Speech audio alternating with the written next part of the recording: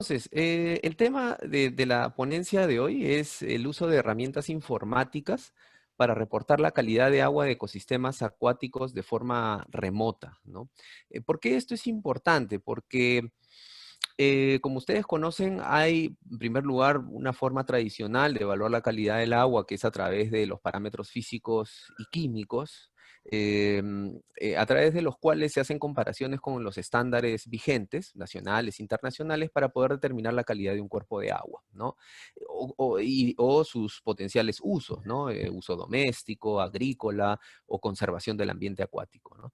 El asunto es que en muchas ocasiones estos análisis pueden ser costosos, ¿no? Porque requieren de infraestructura analítica, ¿no? Que no se encuentra siempre en los lugares donde se hacen estos muestreos o estas tomas de agua, ¿no? Para conocer el estado de los ecosistemas acuáticos, ¿no? Y por otro lado, em, no hay un sistema integrado de vigilancia que permita en tiempo real conocer cuál es la calidad del agua, ¿no?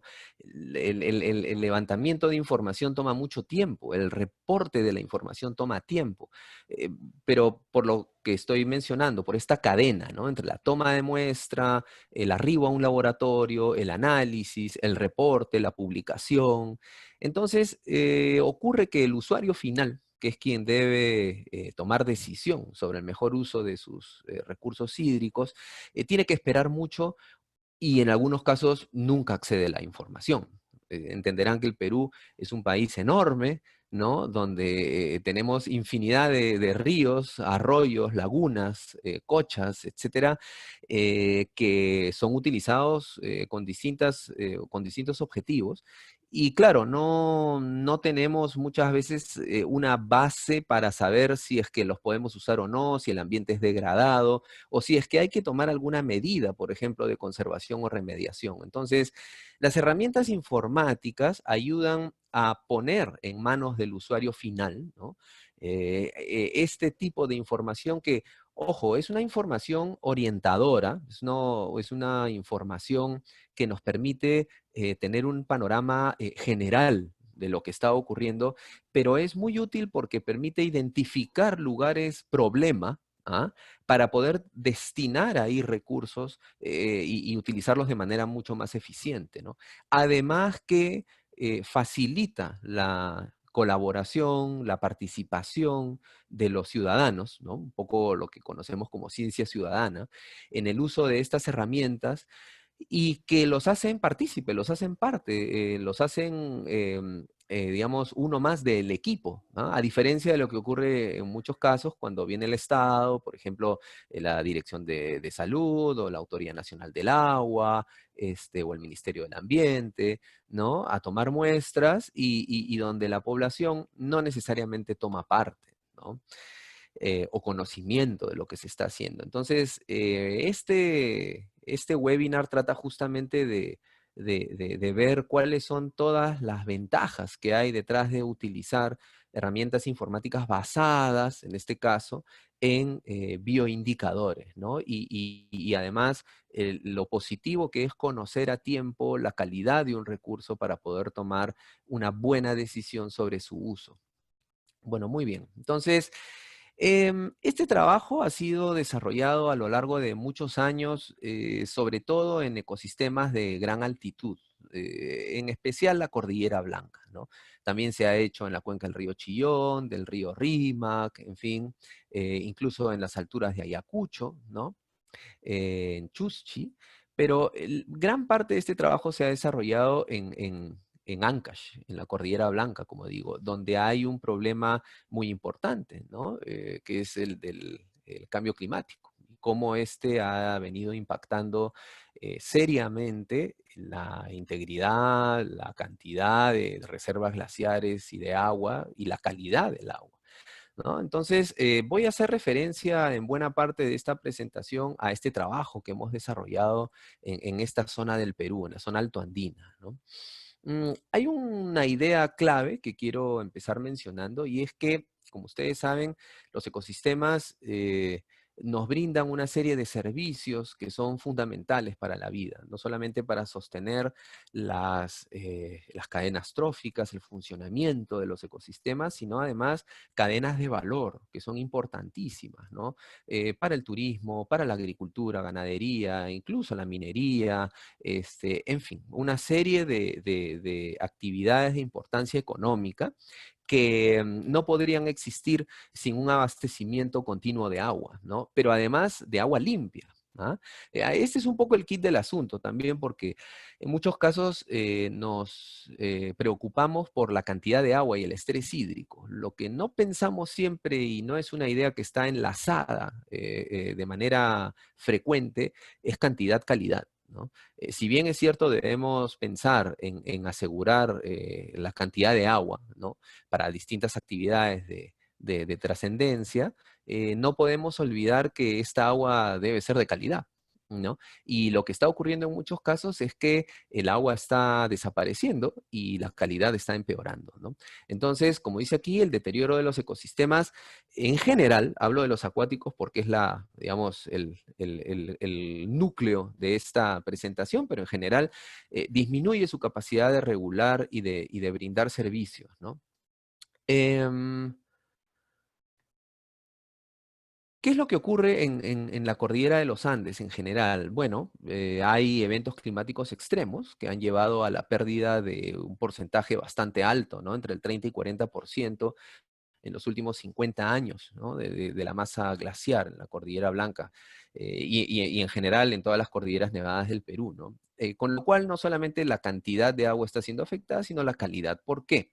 Bueno, brevemente, porque al retroceder el hielo, quedan expuestas las rocas de estas formaciones geológicas ricas en sulfuros, por ejemplo, en minerales ferrosos que en contacto con el oxígeno se oxidan. Y al oxidarse, producen luego, a través de una serie de reacciones químicas, ácido sulfúrico. Y este ácido es el medio ideal para que ocurra la lixiviación, es decir, el arrastre, la remoción, la dilución de metales que se encuentran dentro de estas formaciones, ¿no? Rocosas, en fin, con destino a las cabeceras de cuenca y luego a los ríos, ¿no? Deteriorando completamente las cuencas. Entonces, este es un problema que viene ocurriendo hace mucho tiempo, o sea, no solamente por el calentamiento global y el retroceso glaciar. O sea, esto ha ocurrido toda la vida, ocurre hace miles de años, ¿no? Es un proceso normal, natural. Pero, digamos, bajo este escenario donde la pérdida de glaciares es evidente, se espera que este proceso de acidificación se acelere, se acentúe, se vuelva incontrolable, ¿no? Entonces, esto, como mencioné, tiene una serie de impactos sobre actividades productivas, cadenas de valor, ¿no? Que impactan no solamente a gran escala, sino incluso la economía local, ¿no? De pequeños pueblos, ciudades que viven de la agricultura, de la ganadería, ¿no? Y por supuesto, esto representa un enorme riesgo para la salud humana. Y aquí llamo la atención de aquellos a los que le interese este tema, ¿no? Porque no existen realmente estudios profundos en nuestro país donde se haya vinculado la salud humana con este tipo de fenómenos. Los hay, por ejemplo, y hay dos casos icónicos en La Oroya y en Madre de Dios, ¿no? O sea, todos sabemos La Oroya por la fundición de plomo, y otros metales, y Madre de Dios por el mercurio, ¿no? Eso es universalmente conocido. Pero, por ejemplo, el potencial riesgo al que están expuestas las comunidades que habitan en estas zonas donde ocurre la generación de acidez y con ello el arrastre de metales, no ha sido sujeta de un estudio sistemático, amplio, para conocer si es que esto está afectando de alguna manera la salud de las personas. Ese es un punto interesantísimo que a mí siempre me ha digamos, llamado mucho la atención y que en algún momento quisiera evaluar, porque he visto en muchísimos lugares lo que ocurre y las personas están expuestas a los contaminantes naturales, digamos así, a los metales, pero también al consumo de agua con ellos y con acidez, ¿no? Entonces, obviamente es un problema derivado del deshielo, de procesos geológicos, pero que tiene un fuerte impacto sobre la sociedad, ¿no? Entonces, Se darán cuenta que este es un problema muy serio, para el cual muchas veces no tenemos las suficientes herramientas de abordaje, ¿no? Ni tampoco de información.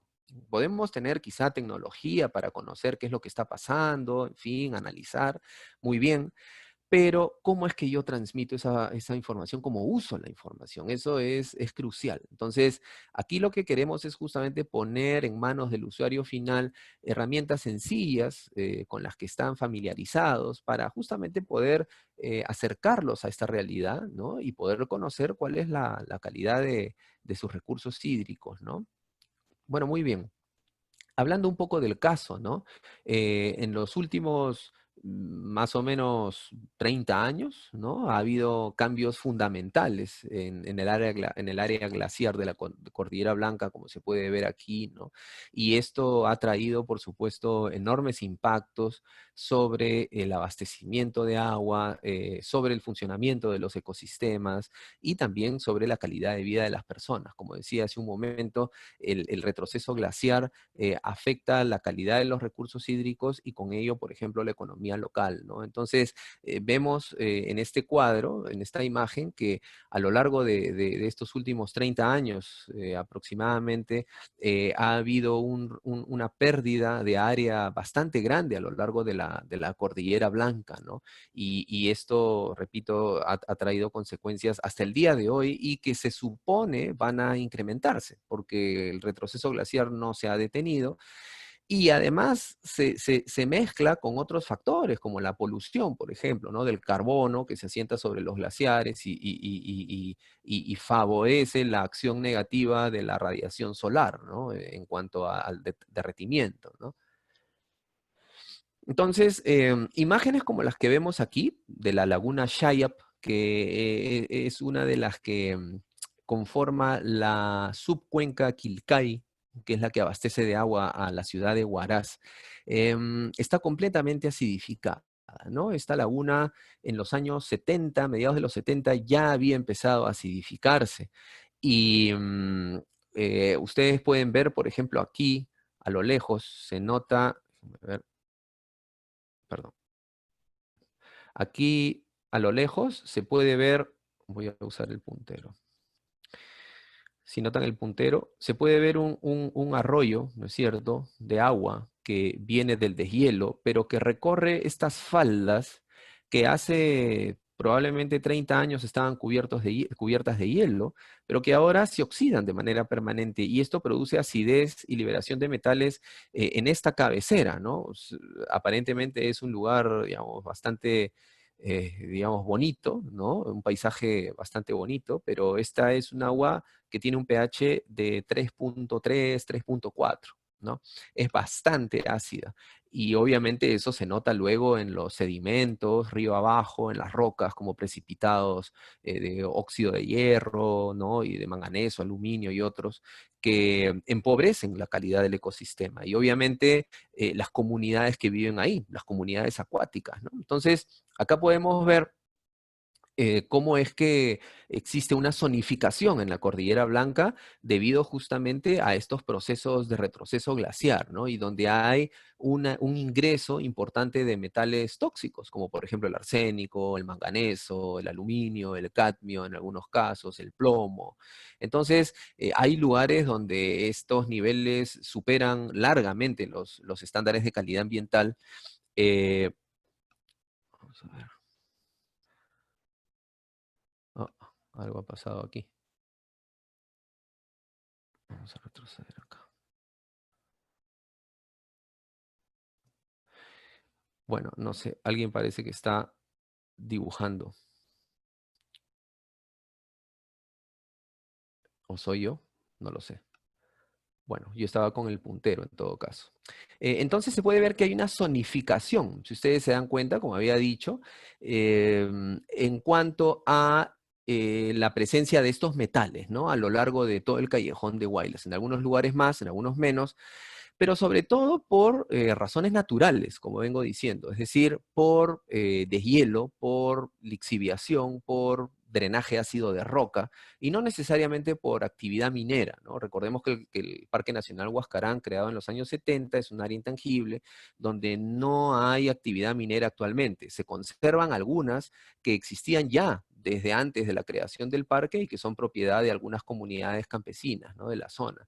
Pero en la actualidad no hay más permisos para seguir explotando, o al menos eso es lo que todos queremos creer, ¿no? Y lo mismo aquí, ¿no? Hay algunas áreas mineras, sí, y algunos lugares abandonados. Por ejemplo, uno de los pasivos ambientales más importantes del Perú es el relave de Ticapampa. No sé si ustedes han escuchado hablar de él en Recuay, en la provincia de Recuay. Cuando uno va llegando a Huaraz, se puede ver sobre la mano derecha un tremendo relave con un alto contenido de metales y que se encuentra al costado del río Santa, siendo un peligro latente, ¿no?, inminente, permanente, para la calidad de este importante cuerpo de agua, ¿no? Entonces, hay evidencia de toxicidad, por supuesto, en la Cordillera Blanca. Hace ya varios años yo hice algunas investigaciones sobre el potencial impacto de los metales sobre las comunidades indicadoras, por ejemplo, de macroinvertebrados, ¿no? Y uno podía ver claramente cómo es que los lugares afectados por metales y acidez se distinguían claramente de los lugares limpios, ¿no? Justamente por estas características, ¿no?, de pH bajo, de elevada concentración de metales, y donde más bien los sitios limpios estaban caracterizados por otras variables físicas como la descarga, el flujo, qué sé yo, la transparencia, en fin. Entonces, esto daba cuenta de un impacto muy importante, y como vemos en el gráfico aquí debajo, había también una asociación importante entre lugares con bajas y altas concentraciones de metal y la composición de la comunidad de macroinvertebrados en estos sitios, ¿no? Entonces, habían evidencias de que este escenario que yo llamo de estrés múltiple, ¿no?, o de multiestrés, tenía fuertes impactos sobre la comunidad indicadora, sobre una comunidad acuática importante como la de las larvas de macroinvertebrados.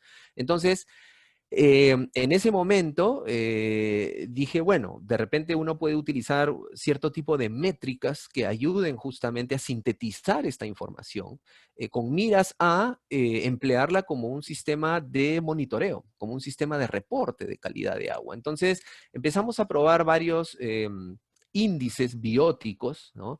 Y sí, daban buenos resultados, a pesar que algunos de estos índices no fueron necesariamente creados para contaminación por metales, sino más bien para contaminación orgánica, y no se desarrollaron en esta zona del mundo, es decir, en la zona subtropical o en la zona andina, sino más bien en las zonas templadas de Europa.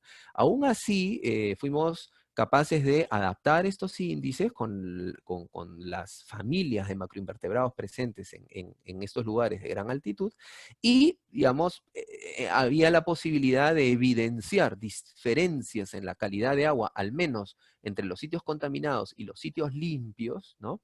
A través de estas mediciones, ¿no? De síntesis de información. Entonces, esto, digamos, habría un camino muy interesante, porque entonces lo siguiente era poder validar y poner en práctica cada vez más y más este modelo, de manera que luego se pudiese utilizar como un sistema informativo para el cartografiado, por ejemplo, de la calidad de agua, que es algo que se puede fácilmente entender a través de colores, pero eso es algo que voy a desarrollar en un momento más, ¿no? Entonces, eh, como decía, ¿no? Hay lugares de la Cordillera Blanca, por ejemplo, en la zona de Pastoruri. Todos conocemos el glaciar Pastoruri y cómo ha ido retrocediendo y desapareciendo en los últimos 20 años, ¿no? Y de ser un lugar sumamente turístico y visitado, ha decaído bastante, ¿no? Y claro, esto ha generado una acidez enorme. En un proyecto del cual voy a hablar en unos minutos, hemos estado haciendo registros de calidad de agua, de pH, directamente a la salida del glaciar, donde el glaciar se deshiela, digamos, y el pH oscila entre 2,8 y 3,5, más o menos, ¿no? A lo largo del año. Entonces son condiciones sumamente hostiles para la vida, por ejemplo, y que tienen implicancias fuertes sobre la calidad del agua, ¿no? Pero aún así, bajo estas características, hay organismos, hay larvas de macroinvertebrados que nos pueden decir mucho acerca de la calidad de estos ecosistemas, ¿no? Entonces, como ven en la diapositiva, en amarillo aparece lugares con pHs neutros, ¿no? Y bajas concentraciones de metales, pero luego en los otros puntos, ¿no? Que están, digamos, como circulitos con un aspa, se muestran condiciones bastante, digamos, críticas, ¿no? Adversas, de baja calidad, y que en muchos casos superan los estándares de calidad de agua, no solamente del Perú, sino internacionales, como de la OMS, ¿no? Entonces son escenarios preocupantes, como digo, ¿ah?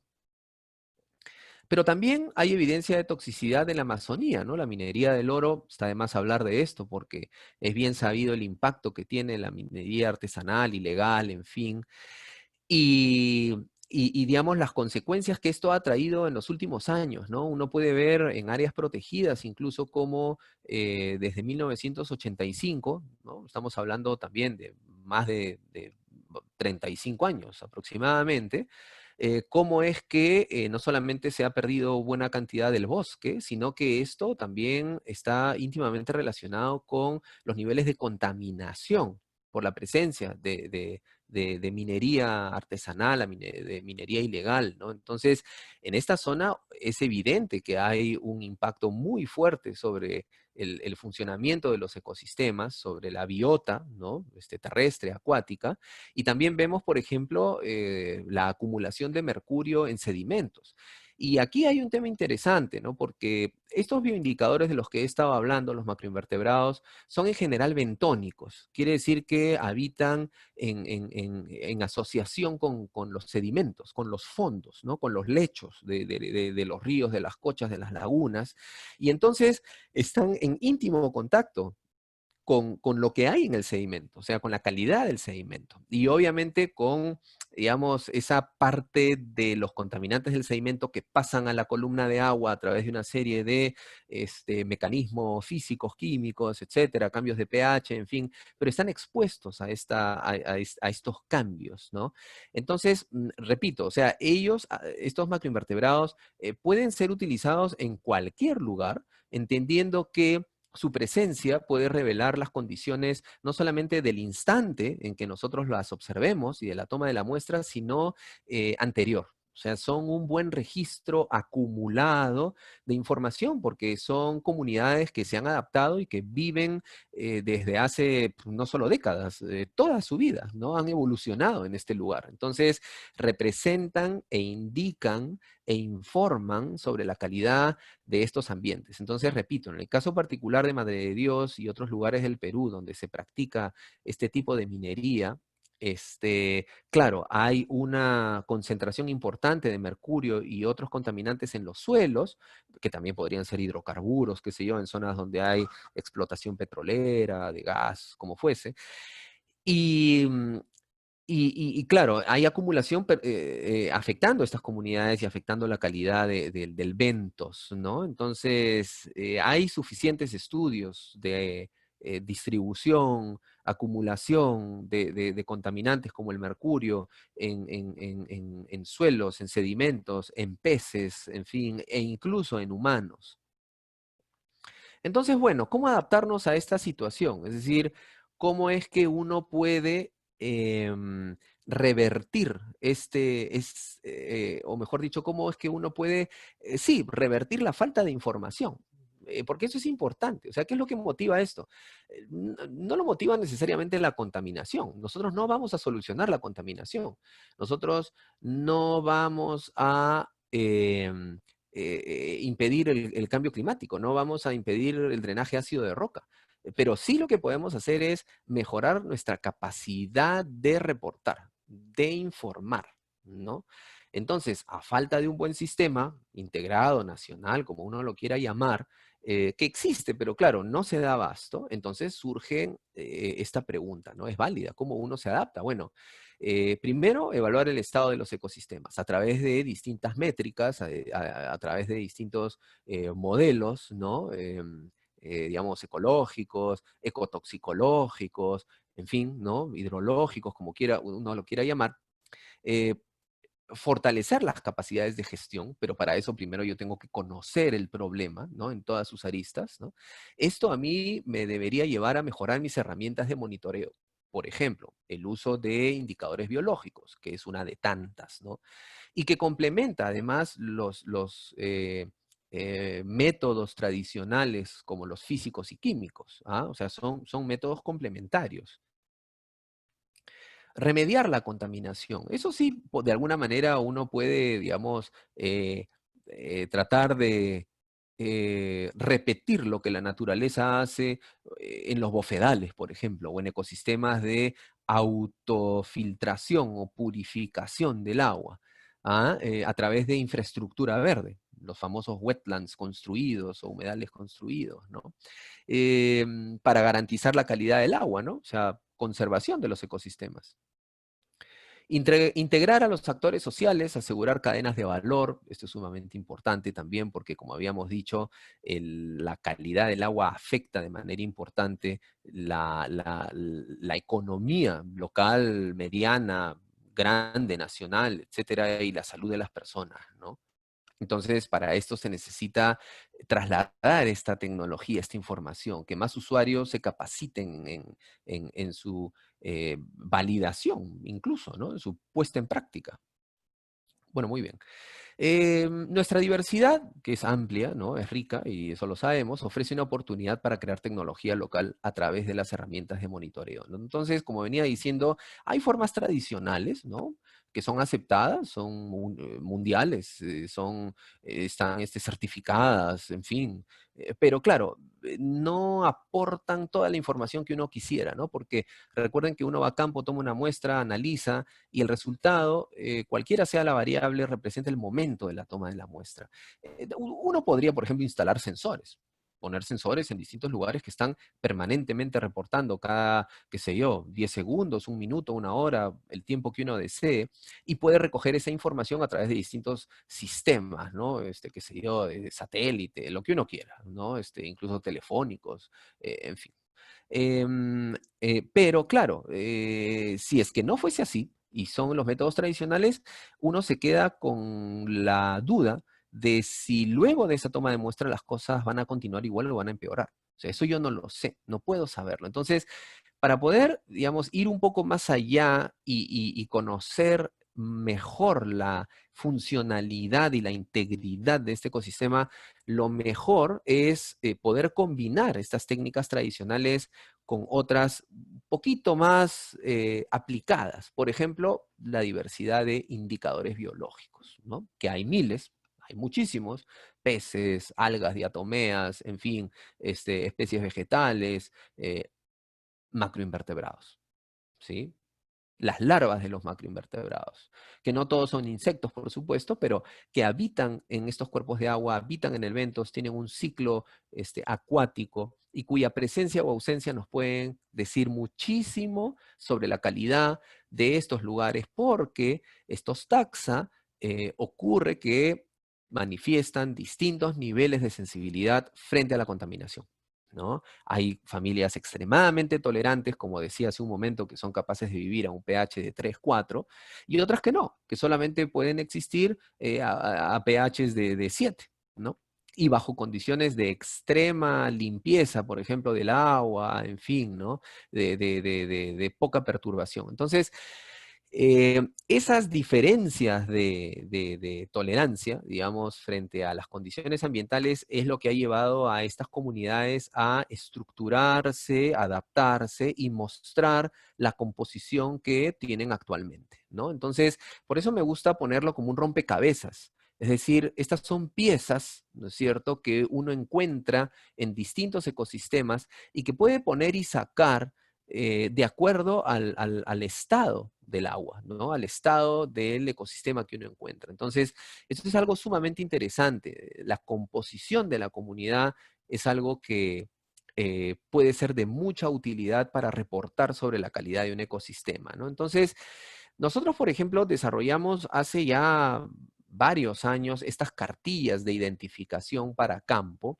Incluso las utilizamos en el curso que comentaba al inicio con el profesor Julio Araujo en 2015, 2016, y que resultaron ser muy prácticas, muy útiles para poder en el campo hacer una identificación rápida de las familias más importantes de macroinvertebrados, que como verán ustedes están clasificadas en colores, rojo, anaranjado, amarillo, verde, y que representan la calidad de estos ecosistemas. Es decir, a más familias consideradas rojas, es decir, familias extremadamente tolerantes, la calidad de ese ecosistema probablemente esté degradada, ¿no? Y si es que uno encuentra abundancia de familias que caen dentro de esta clasificación verde, entenderá que son familias sensibles, que solo pueden estar en un cuerpo de agua de buena calidad, ¿no? Ahora, ojo, no quiere decir que en un cuerpo de excelentes condiciones, no puedan haber las demás familias. Obviamente que sí, o sea, una familia tolerante no solamente está en un lugar ácido, puede también estar en un lugar limpio o neutro, ¿no? Entonces, es ese juego, esa composición, ese juego de piezas es justamente la que uno aprovecha, ese patrón, ese modelo, ¿no? Natural, es el que uno interpreta, es el que uno investiga, ¿no? Justamente para poderle dar un significado y una utilidad. Entonces, ¿qué ocurre? En este sistema, las familias, como ustedes pueden ver aquí a la derecha, están clasificadas de acuerdo a su tolerancia, la cual es representada por un número, que va de 1 a 10. Las familias más tolerantes a la contaminación tienen valores bajos, 1, 2, 3. En cambio, las más sensibles, las que están solo en lugares limpios, aparecen con valores de 10, 8, 7, aprox, ¿no? Entonces, ustedes empezarán a imaginar, bueno, si voy a algún lugar y la mayoría de taxa tienen estos valores altos y la suma de esos valores es alta, entonces, claro, el puntaje me dirá que estos son lugares de una muy buena calidad de agua. Lo contrario ocurre en lugares sucios, ¿no? Donde no voy a encontrar familias con puntuaciones de 10, de 8, sino muchas familias con 1 o 2. Obviamente la suma, por más familias que hayan, va a ser baja. Entonces, al final, lo que se hace es justamente sumar los puntajes y ubicarlos dentro de estos rangos, ¿no? Y estos rangos, por ejemplo, este es el índice biótico que hemos usado mucho en los Andes, que es el índice biótico andino, ¿no? Y que reúne familias, características propias de los Andes peruanos. Entonces, verán ustedes que si en una muestra mi puntaje es igual o mayor a 70, la manera como yo voy a reportar esa calidad de agua como excelente es a través de... un segundo, ¿ah? Mm, a ver, disculpen un segundo, ¿ah? Voy a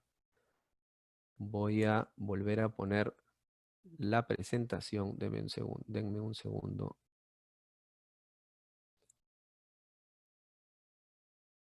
A ver, déjenme ver si vuelvo a compartir mi pantalla. Solamente un segundo, les pido.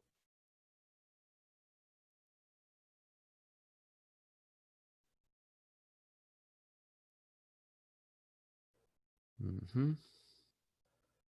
Estoy volviendo a abrir la presentación, por favor, como me sugirieron, para eliminar estas rayas que habían colocado.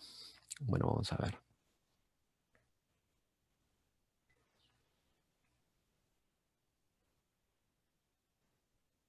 Sí, ahora se ve, ¿cierto? Mejor.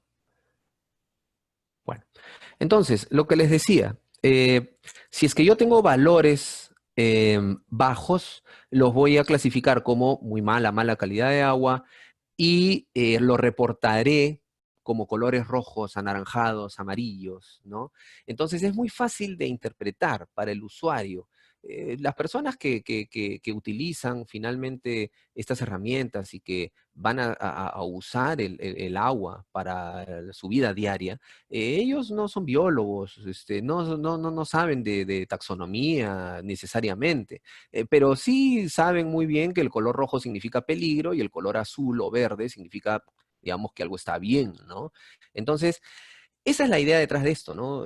Poder transformar la información en una forma que sea fácilmente entendible, amigable para el público final, ¿no? Para el usuario final. Entonces, por ejemplo, aquí, claro, nosotros tenemos algunos casos de organismos que tienen distintos valores, ¿no es cierto? Ustedes los pueden ver aquí.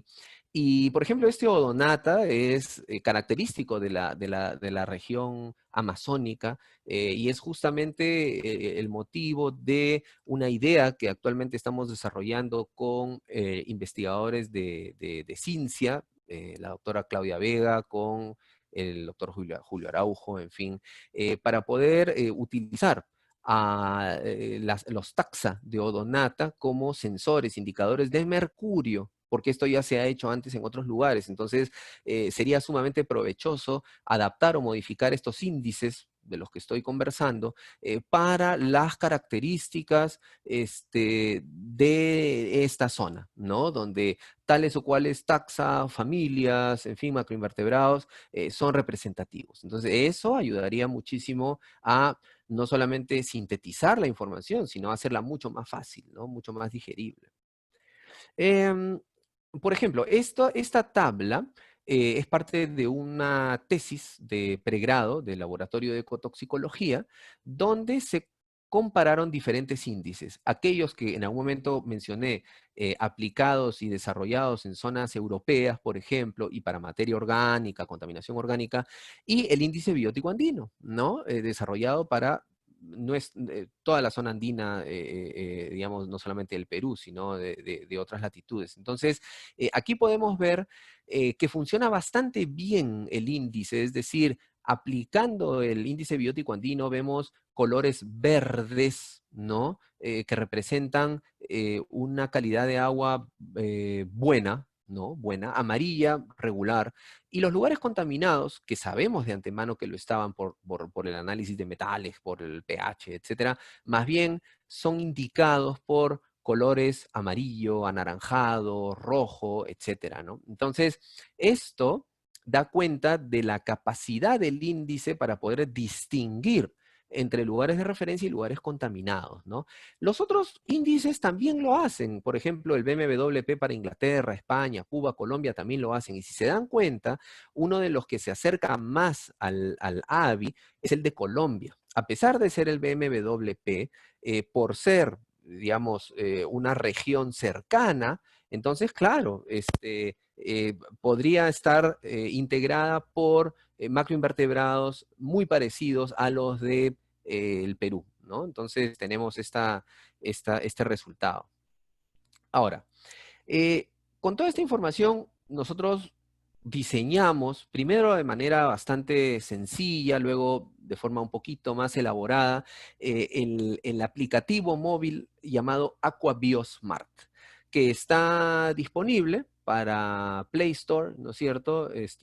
Apple Store, está libre, se puede descargar, se puede utilizar, ¿no? Y lo que tenemos, por ejemplo, cuando uno abre el Aqua BioSmart es, en primer lugar, la configuración, es decir, ¿dónde estás? ¿En la selva, en la sierra, en la costa? Esto, por ejemplo, lo hicimos simulando que estuviésemos en Madre de Dios. Ahora, ¿qué ocurre? En Madre de Dios aplica bastante bien el índice BMWP. ¿Por qué? Porque este índice ha sido desarrollado justamente para zonas bajas, zonas templadas, que podrían parecerse a los ecosistemas presentes en la Amazonía peruana, es decir, cochas, ¿no es cierto? Ríos de gran envergadura. En la sierra, por ejemplo, tenemos otras características, ¿no? De pendiente, en fin, de oscilación, de flujos a lo largo del año, etcétera, totalmente distintos a los de la Amazonía. Entonces, ahí opera mejor el AVI. Entonces, si uno estuviese en la selva, bueno, selecciona la selva, ¿no? E inmediatamente, ¿no? Va a empezar a mostrar las familias que ustedes quieran seleccionar. Entonces, uno se va aquí a familia, ¿no? Pincha ahí y empiezan a aparecer imágenes de los órdenes representativos, los órdenes a los que pertenecen cada una de estas familias. Entonces, a partir de esta forma general, ¿no? Anfípoda, bivalvia, coleóptera, y hay otros, ¿no? Esto es solamente un pantallazo. Un usuario que no tiene formación, digamos, en biología o en taxonomía, simplemente por una cuestión intuitiva, o sea, compara lo que está viendo, digamos, en campo con lo que está viendo en el aplicativo, puede seleccionar el orden, ¿no? Al cual pertenece el organismo que tiene entre manos, ¿no? Entonces, si uno, por ejemplo, pincha en díptera, se van a empezar a abrir todas las familias, ¿no? De díptera con sus respectivos puntajes y si uno pincha ahí van a aparecer las fotos. A veces hay 5 o 6 fotos, a veces hay una, y en muchos casos esto depende de qué. Nosotros hemos armado este índice con las imágenes que hemos tomado a lo largo de años de trabajo, pero hay algunas familias que no probablemente están presentes, ¿no? En el Perú, u otras que hemos encontrado rara vez. Entonces, y hay otras muy abundantes. Entonces, claro, por eso es que ustedes van a encontrar que en algunas hay una gran cantidad de fotos, en otros hay menos.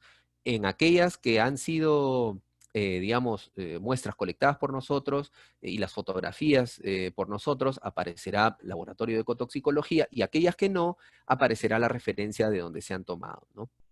Entonces, uno tiene imágenes, por ejemplo, de este tipo, y aquí pueden ver laboratorio de ecotoxicología, ¿no?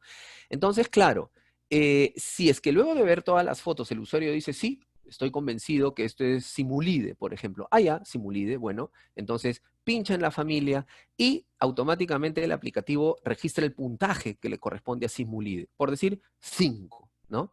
Y luego continúa con los demás, o sea, va añadiendo familias. Cuando ha terminado, entonces le dice al aplicativo, bueno, ahora suma, ¿no? Todas las familias y el aplicativo va a decir, por ejemplo, en este caso, total 41 y lo va a pintar del color correspondiente. ¿Qué quiere decir?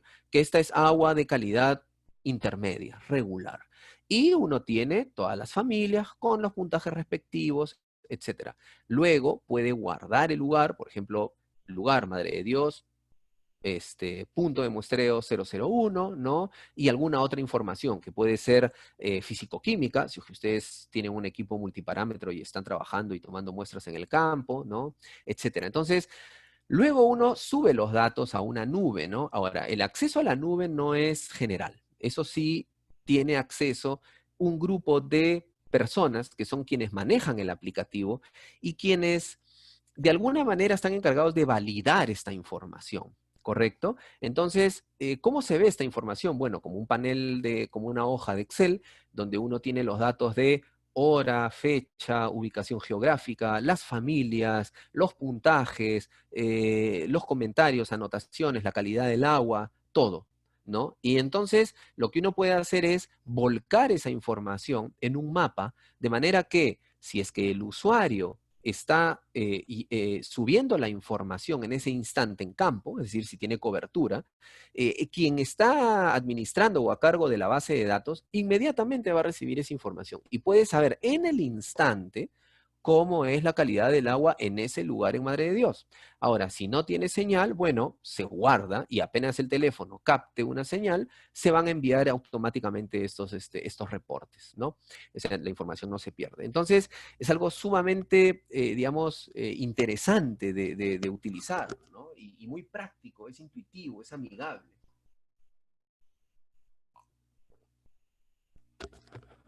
Entonces, estos son una serie de ensayos, ¿no? Que nosotros estuvimos haciendo, en fin, de forma aleatoria para probar pilotos. Entonces uno tiene quién lo hizo, la fecha, y si uno pincha en GPS, aparece en un mapa, como un Google Maps, por ejemplo, una cosa así, ¿no? El puntaje, si uno da clic en puntaje, aparecen las familias, el estado, en fin, los códigos, lo que uno quiera poner, ¿no? Y esa es la manera como se puede ver en un mapa. Entonces, a lo largo del tiempo, en un proyecto de esta naturaleza, uno puede ver cómo es que cambian rápidamente estos colores, ¿no? Si es que, por ejemplo, la calidad del agua ha empeorado, si es que la calidad del agua mejoró por alguna, digamos, digamos, metodología de remediación, o si es que, qué sé yo, se mejoró la calidad de un cuerpo de agua. Entonces, estos colores pueden ir cambiando para mejor, o sea, puede pasar de amarillo a verde, azul, o para peor, lo cual podría empezar a disparar alarmas de atención en lugares críticos, ¿no? Es decir, si algo estaba azul y de repente pasó a rojo, algo muy malo ocurrió ahí, ¿no? Pero claro, esto tiene que alimentarse permanentemente. Entenderán que esto no ocurre automáticamente. Hay que ir al campo, hay que muestrear, hay que identificar y reportar, ¿no? ¿No? Entonces, nosotros hemos utilizado una versión anterior que se llamaba la calculadora de AVI, trabajo que hicimos inicialmente con el Instituto de Montaña, ya hace muchos años, a través de un proyecto apoyado por USAID y por Cayetano Heredia. Y como ven ustedes, trabajamos con un equipo de personas de la comunidad Cahuide, ¿no? En el sector Yacuraca, sí, en una zona cercana a Huaraz, centro poblado de Yupa, ¿no?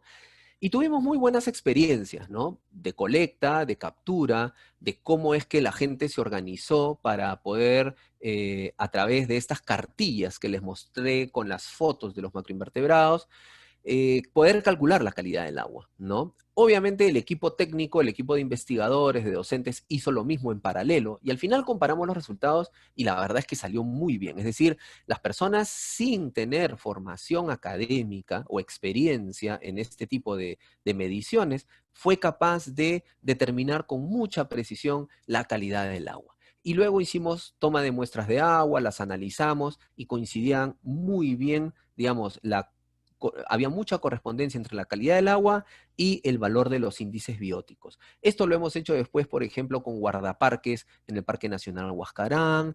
Como repito, tuvimos un par de experiencias muy buenas en Madre de Dios en 2015 y 2016.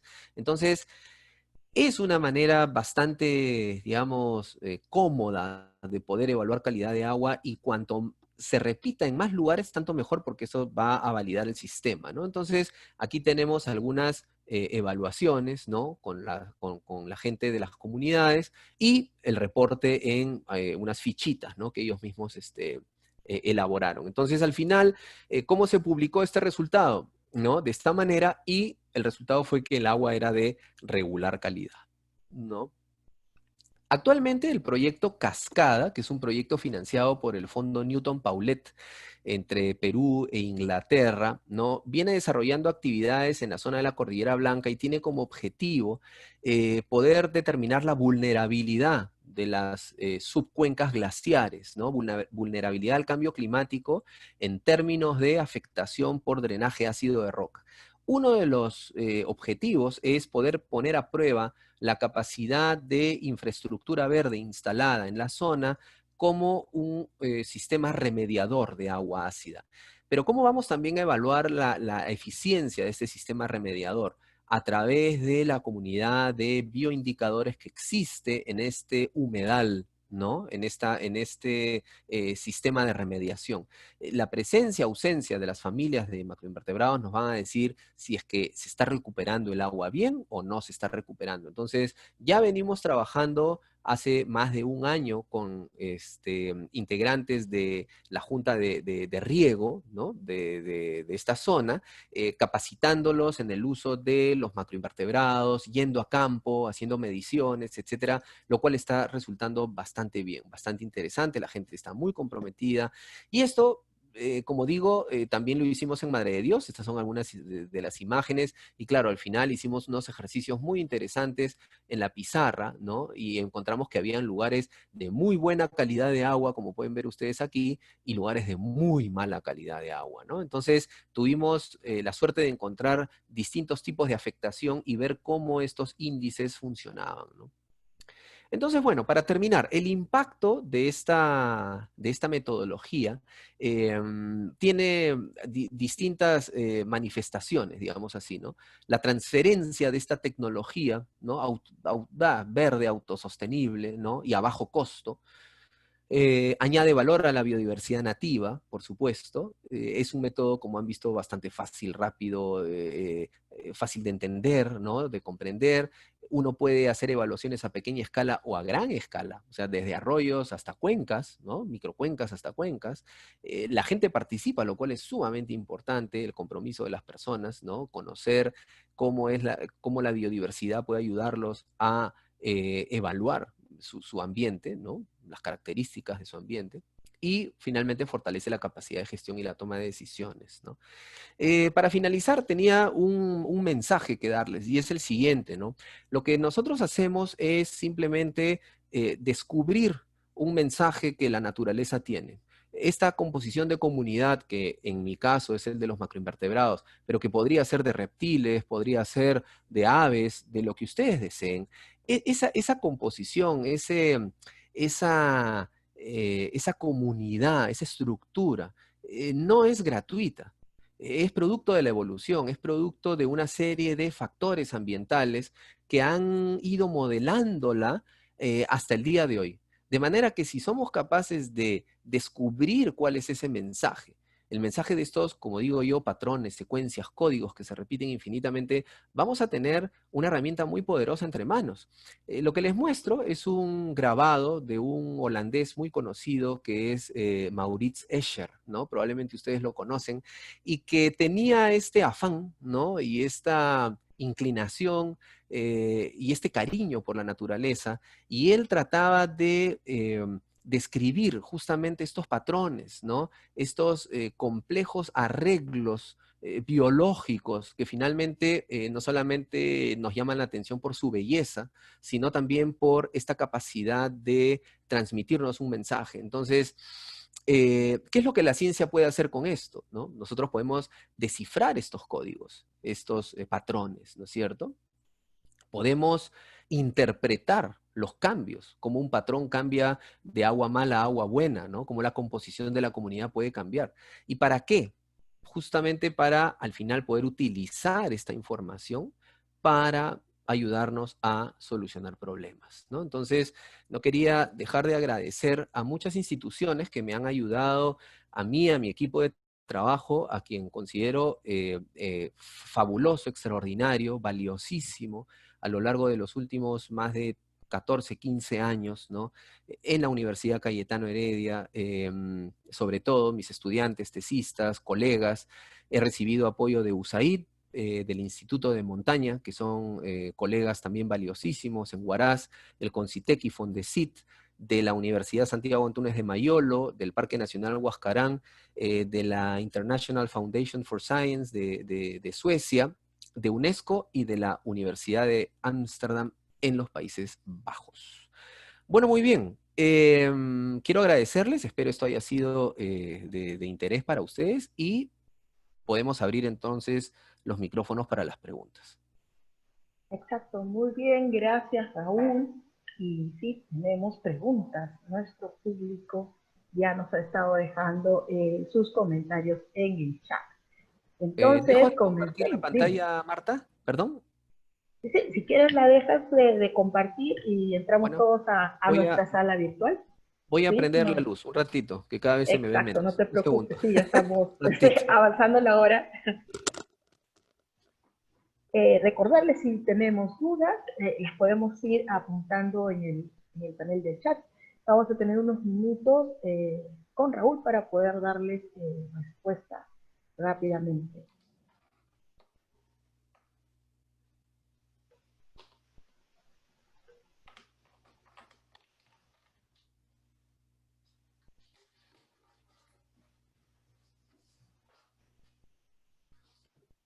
Ya está, ya se hizo la luz, ¿verdad? Oigan, entonces ya está Raúl con nosotros nuevamente y alistando su sala. Perdón. ¿Ya está? Ya. Sí, perfecto, Sí, no ahora te sí. preocupes. Perdón. Ya volvió la luz. Entonces, tenemos acá una pregunta que nos dejan aquí. Ujú. Esta aplicación también puede usarse en humedales costeros y en ríos de la Eso. costa. Y Sí, claro. también nos pregunta qué clase de mejoras se le podrían hacer a esta aplicación. Sí, nosotros Hola Tania, veo que me está saludando, Tania Rojas, con quien hemos trabajado justamente en humedales costeros, en la zona de Eten, recuerdo, hace ya, no sé, 4 años de esto, más o menos, Tania, con el doctor Jorge Abad de la UTEC. Hicimos un primer monitoreo utilizando macroinvertebrados y hay una idea, digamos, que ha quedado un poco suspendida, pero que podríamos retomar en cualquier momento para poder, como dije en mi presentación, ¿no? Validar el uso de esta metodología. Cuanto más veces se replique, se aplique en distintos lugares del Perú, digamos, va a ser mucho mejor para poder validar la fortaleza de esta técnica, ¿no? De esta herramienta. ¿Y qué mejoras pueden haber? Bueno, aquí por ejemplo veo que también está Elizabeth Aguilar, que es una tesista de laboratorio de ecotoxicología, no sé si estará Natalie de Souza, pero ellas, por ejemplo, hace muy poco vinieron con una idea. O sea, me pareció muy interesante, es una idea que nosotros ya habíamos también empezado a desarrollar, a tentar, pero que ha quedado un poquito en el congelador a propósito de todo este asunto de la pandemia, en fin, pero que queremos desarrollar y que queremos mejorar. Y es, por ejemplo, crear un algoritmo, ¿no? Capaz de reconocer las formas de esta enorme variedad de macroinvertebrados, ¿no? Para ello, claro, un ingeniero informático tendría que diseñar, digamos, el algoritmo y nosotros tendríamos que entrenarlo a través de miles de fotografías para que él pueda identificar sin lugar a dudas, sin lugar a error, lo que uno encuentra en el campo. Es decir, uno va a campo, muestrea, pone los bichos en una bandeja blanca, toma una foto con su celular y la envía, ¿no es cierto?, a un base. Está el algoritmo en cuestión de segundos o menos procesa esta información y te dice hay A, B, C, D, E. Entonces, en muy poco tiempo yo puedo saber no solamente qué familias de macroinvertebrados hay, sino que cuál es la calidad de ese cuerpo de agua. Es decir, me va a brindar la misma información del Aqua Biosmart como está ahora, pero mucho más rápida. Claro, si es que llegamos a desarrollar este aplicativo, ¿no? En base a inteligencia artificial, a un algoritmo, em, el Aqua Biosmart probablemente pase, digamos, a ser obsoleto, ¿no? Pero sí podría ser utilizado, por ejemplo, para fines educativos, por supuesto. Y su utilidad va a seguir siendo la misma, ¿no? Pero el otro sería mucho más rápido. Pero el único asunto aquí es que habría que tomar muchísimas fotos de estos organismos, qué sé yo, de la cabeza, de la pata, de arriba, de abajo, de costado, en fin, la branquia, el cerco, no sé, la mandíbula, para que cualquiera sea la parte que la fotografía registre, el algoritmo sea capaz de identificarla, ¿no?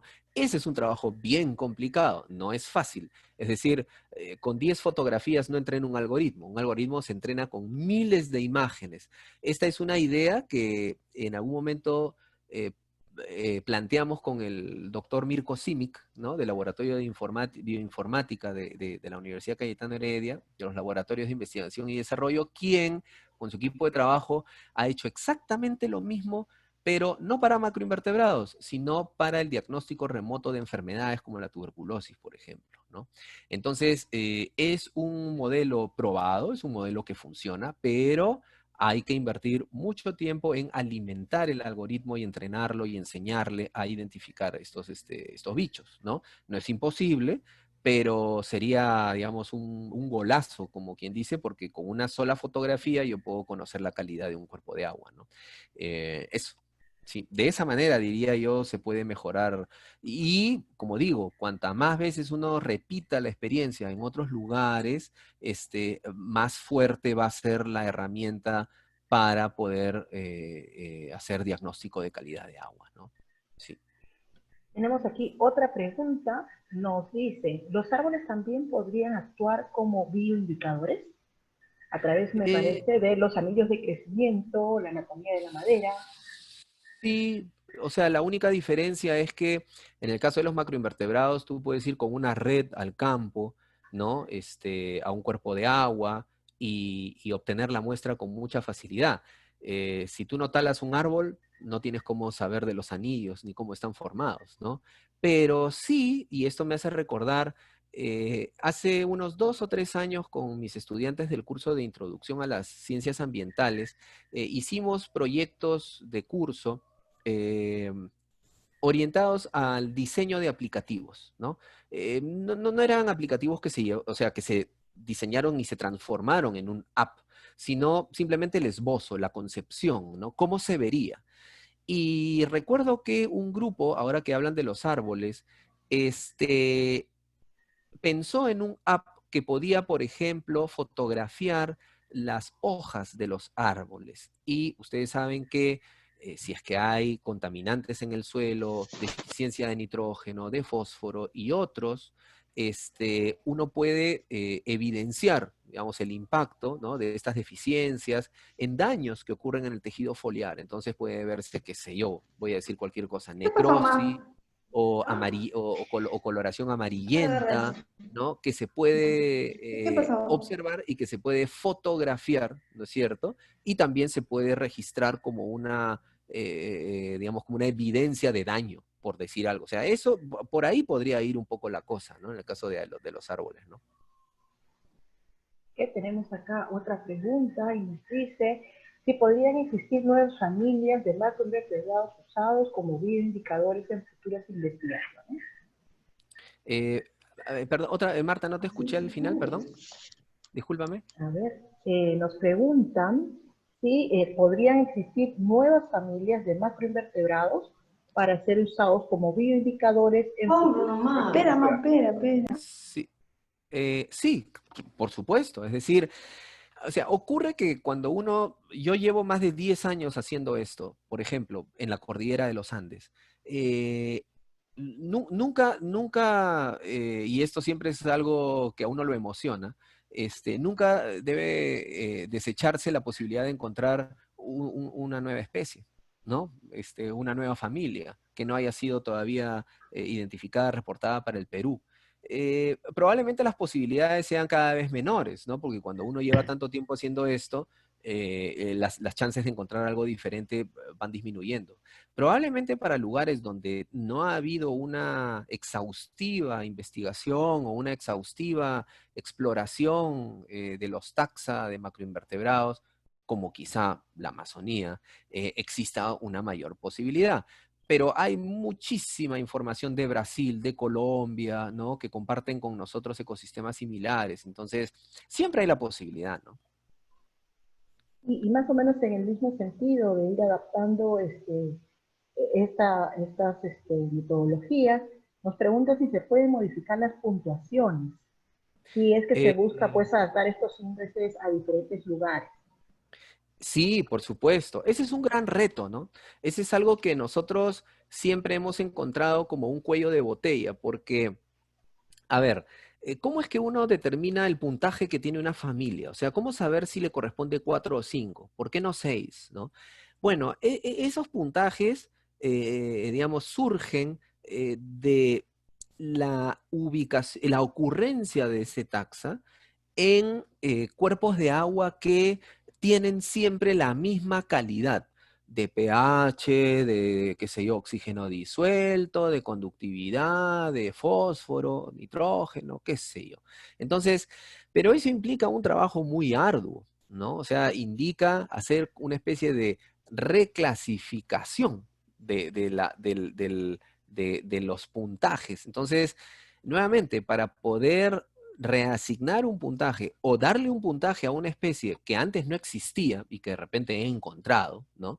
Tendría yo que, claro, en primer lugar, no solamente ubicar a esa especie en un lugar, o sea, en un río, en una cocha, tendría que estar en muchos lugares para yo poder eh, hacer una evaluación de la calidad del lugar donde se encuentra esa especie y de acuerdo a eso ubicarla, ¿no? O sea, de acuerdo a la calidad del ambiente, si es bueno, malo, deteriorado, ácido, básico, qué sé yo, ubicar la especie en un rango para empezar, ¿no? De puntajes. O sea, probablemente no sea 2, definitivamente ni 8, pero de repente está entre 4 y 6 o 7. Entonces,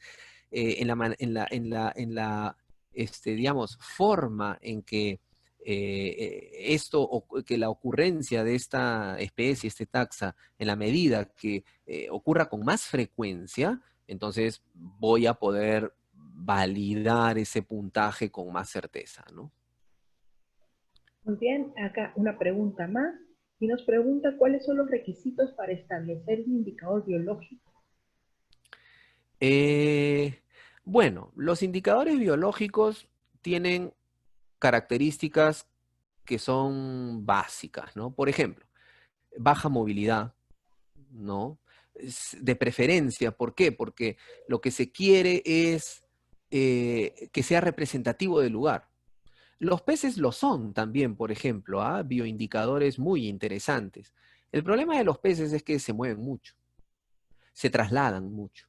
Entonces, si yo encuentro un pez, por ejemplo, frente a mi casa, lo analizo, hasta incluso de pronto le tomo una muestra y veo que está cargado de metales, ¿cómo sé de dónde vienen los metales? En principio pensaría que la puerta de mi casa está contaminada porque ahí encontré al pez. Pero, ¿y si viene de 100 kilómetros río arriba? Podría traer la contaminación de otro lugar. Entonces, un bioindicador tiene que ser, para empezar, cosmopolita. Tiene que estar presente en buena parte del territorio y del planeta, o sea, para poder hacer, digamos, una validación entre regiones, ¿no? Que no sea exclusivo de un solo lugar o una especie rara. Un bioindicador tiene que ser fácil de muestrear, tiene que ser fácil de manipular. Un bioindicador tiene que, en lo posible, ser sedentario. Además, tiene que responder a esta digamos, estructura que llamamos exposición, dosis, respuesta. Es decir, frente a un nivel o un nivel de un contaminante, una característica X del ambiente, este organismo es capaz de, digamos, incorporar parte de este contaminante en sus tejidos, en sus órganos, y esto disparar una respuesta. Lo que hablaba yo ahora de las comunidades indicadoras. Son indicadoras porque responden a un estímulo, ¿no? Entonces, con esto quiero decir que deben ser capaces de manifestar una respuesta. Y esa respuesta es la composición de su comunidad, ¿no? Entonces, hay varias características que tiene que reunir una especie para hacer un indicador adecuado. En otros casos, por ejemplo, los bioindicadores, se puede hacer con ellos trabajo de laboratorio. Es decir, uno tiene que ser capaz de reproducirlos, cultivarlos en el laboratorio, hacer hasta incluso experimentos de ecotoxicidad. Si ustedes imaginan, pues, trabajar con cocodrilos o con delfines, eso sería imposible, pues, ¿no? Entonces, los macroinvertebrados tienen la enorme ventaja de ser pequeños, fáciles de muestrear, fáciles de identificar, incluso se identifican a ojo pelado, como se dice, sin necesidad necesariamente de un estereoscopio. Entonces, reúnen una serie de características e incluso cuando uno hace investigación con ellos, no está sujeto a evaluaciones tan rigurosas, por ejemplo, por parte de los comités de ética, como si cuando uno trabaja pues, con mamíferos, con aves, con reptiles, etcétera, ¿no? Entonces, hay distintas características, como digo, que deben reunir, ¿no? Ujú.